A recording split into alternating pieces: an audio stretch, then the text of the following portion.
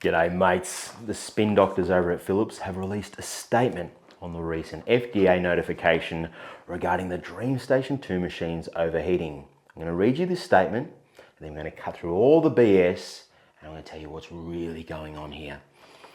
Philips' number one priority is patient safety and quality. Philips is in discussions with the FDA regarding the reports it filed related to possible thermal issues in the humidifier of the DreamStation 2. Philips filed these approximately 270 reports over the last 3 months, which cover a 3-year period following a retrospective review of possible thermal complaints related to DreamStation 2 since the launch of the product.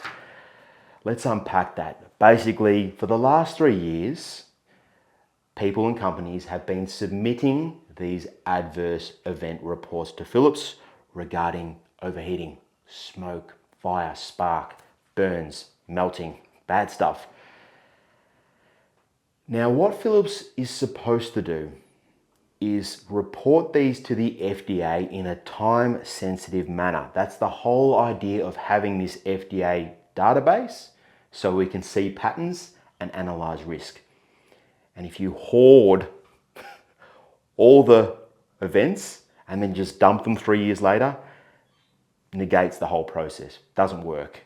Now, what's really fascinating, and it's a stroke of genius really, in an evil way. Philips is essentially playing a game of chess right now with the FDA because the stakes are so high. It's pretty much the whole company on the line here. If you query the FDA database, right, for these adverse events over the last year, you'll get like a list of 500 on a whole range of different devices. However, they are all very much chronologically listed. Yes, someone does a report, a couple of weeks later, Philips reports to the FDA. You can see that right there in the listing.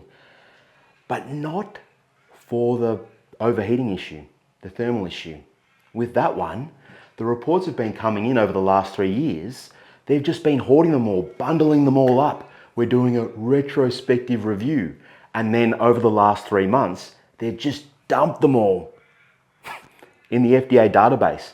And they're not in any order. They're all over the place. And I'll tell you why I think they've done it this way. Let's put on our CEO hat and think like we're the CEO of a big multinational company in the midst of the biggest recall in history. And we've just replaced all these DreamStation 1s with DreamStation 2s. And as we're doing it, reports start to come back in that there could be a big problem.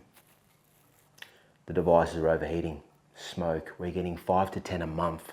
Now, if we report these to the FDA, a clear pattern will emerge and likely the FDA will say, oh, hold up a second here, what's going on? Pause the recall, we need to sort this out.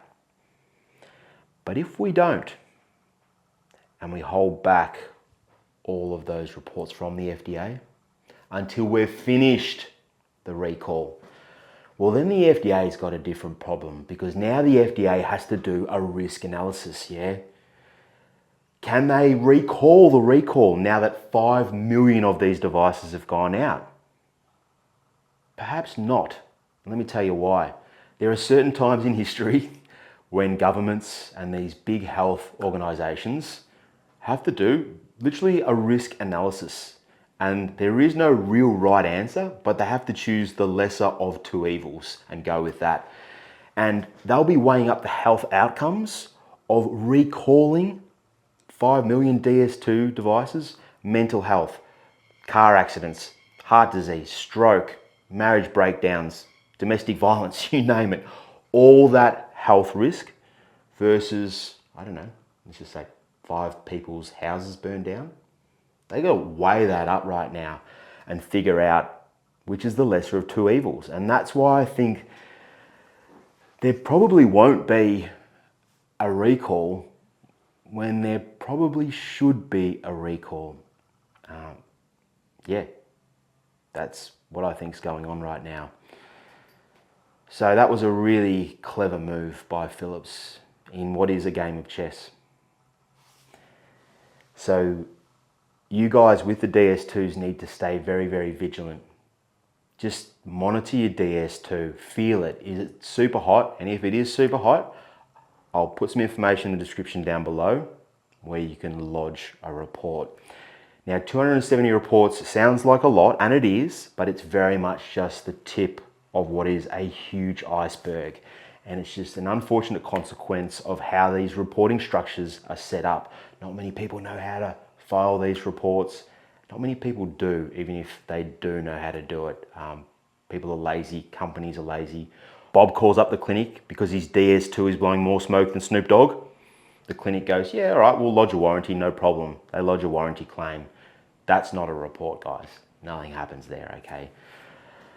So this is the tip of the iceberg, just like it was with the first recall, when there was like 100 reports over a 10-year period, and then in the next 6 months, 100,000? This will be very, very similar. I was gonna say sleep well. Try and sleep well. Look after your mates. Thanks for watching. Cheers. G'day mates, this video is sponsored by Sleep HQ. Upload, review and share your detailed CPAP reports with anyone from anywhere. Visit sleephq.com and join our free community today.